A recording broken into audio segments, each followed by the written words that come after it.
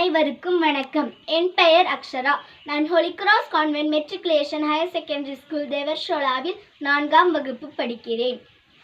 அன்றும் இன்றும் இளமை மாறா முத்தமிழே, முதற்தமிழே, மூத்த தமிழே, பைந்தமிழே, செந்தமிழே, நறுந்தமிழே, இசைத்தமிழே, நாடகத்தமிழே, நாட்டிய தமிழே, மானே மரகதமே, தேனே திகட்டாதது ரவியமே, தாயே என் தமிழே, உமக்கு என் முதல் வணக்கம்.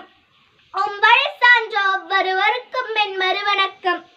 இன்று நான் பேச எடுத்துக்கொண்ட தலைப்போ கடையத்தில் பாரதி. தென்காசி மாவட்டம் மேற்கு தொடர்ச்சி மலை அடிவாரத்தில் அமைந்துள்ள ஓர் அழகிய கிராமம் கடையம். பாரதியும் கடைய மண்ணும் உரையாற்றிய காலங்கள் இன்றும் கடையத்தில் ஒலித்துக் கொண்டுள்ளது.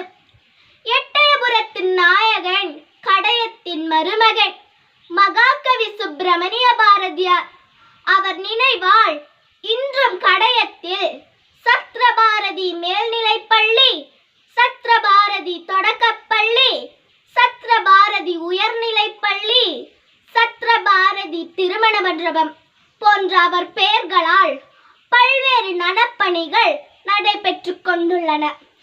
மகாகவி சுப்பிரமணிய பாரதியார் ஓர் இந்திய எழுத்தாளர், ஆசிரியர், கவிஞர், சமூக சீர்திருத்தவாளி ஆவார்.